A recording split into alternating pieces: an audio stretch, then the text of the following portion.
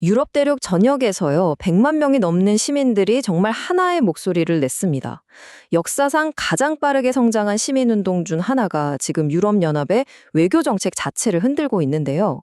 오늘 이 자료 분석에서는 이 거대한 시민의 힘이 국제정치 무대 위에서 대체 어떤 변화를 요구하고 있는지 한번 깊숙이 들여다보겠습니다. 자, 한번 보시죠. 바로 이 숫자, 100만.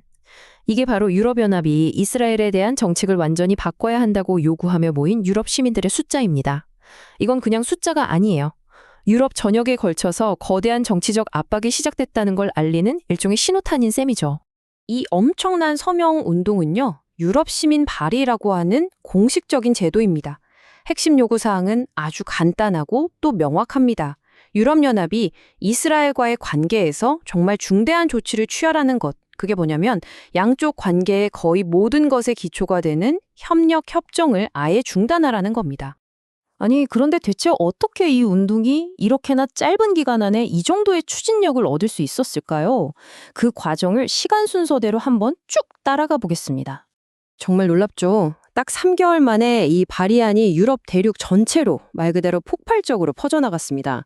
이건 뭔가 행동이 필요하다고 느끼는 광범위한 대중의 열망이 있다는 걸 아주 명확하게 보여주는 거죠.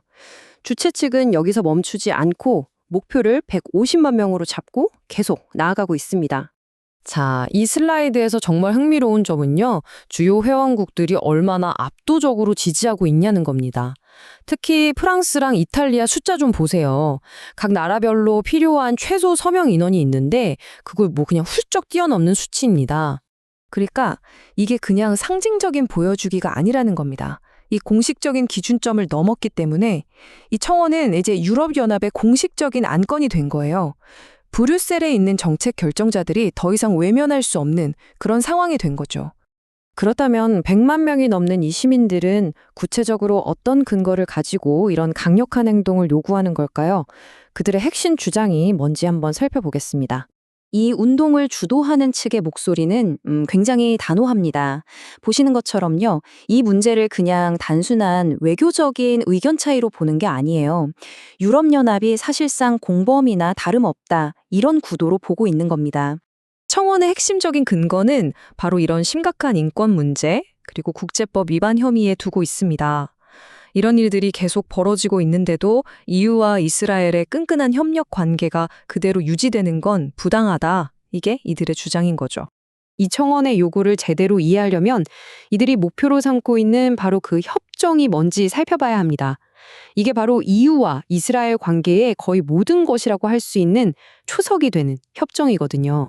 네, 바로 이 협정 때문에 양쪽의 경제적인 관계가 이렇게까지 깊은 겁니다. 2000년부터 시작된 건데요. 정치, 경제, 기술, 문화, 거의 모든 분야를 아우르는 아주 광범위한 협력의 기반이라고 보시면 됩니다. 그리고 이 그래프를 보시면요, 유럽연합이 이스라엘 경제에 얼마나 중요한 존재인지 그냥 한눈에 딱 들어오죠. 다른 나라 다 합친 것보다도 비중이 크잖아요. 이스라엘의 단일 최대의 교역 파트너가 바로 EU입니다.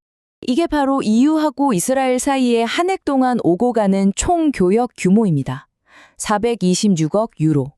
이 파트너십에 얼마나 거대한 경제적인 이해관계가 얽혀 있는지 이 숫자 하나로 바로 알 수 있죠. 자, 좋습니다. 100만 명의 서명이 모였어요. 그럼 이게 실제로 EU 정책에 어떤 의미를 갖게 될까요? 이제부터가 진짜 중요합니다. 여기서 우리가 좀 주목해서 봐야 할 게 있어요. 시민들이 요구하는 것과 EU 집행위원회 내부에서 나오는 얘기의 수위가 좀 다르다는 겁니다. 시민들은 협정 완전 중단이라는 아주 강한 카드를 요구하는데 EU 내부에서는 무역 특혜만 중단하자, 그러니까 관세 정도만 다시 물리자는 좀 더 표적화된 제안도 나오고 있는 상황입니다. 그래서 여기서 가장 중요한 포인트가 바로 이겁니다. EU의 공식 절차상 집행위원회는 이 청원에 대해서 답변을 해야만 합니다. 무시할 수는 없어요. 하지만 그 제안을 그대로 받아들여서 법으로 만들 법적인 의무는 또 없다는 겁니다. 바로 이 지점에서 이제 복잡한 정치가 시작되는 거죠. 현실적으로 어떤 공식적인 조치를 취하려면 EU 이사회, 그러니까 회원국들의 동의를 얻어야 하는데 이게 만만치가 않습니다. 특히 독일, 이탈리아, 헝가리 같은 주요 국가들이 전통적으로 이런 조치에 좀 소극적인 태도를 보여왔거든요. 그래서 통과 여부가 굉장히 불확실한 거죠. 결국 이 발의안의 진짜 힘은 어떤 법적인 강제력에서 나오는 게 아닐지도 모릅니다. 그보다는 정치적인 힘인 거죠. 유럽의 지도자들이 더는 무시할 수 없도록 거대하고 명확한 여론의 신호를 브뤼셀에 직접 보낸 것, 바로 그 자체에 큰 의미가 있는 겁니다.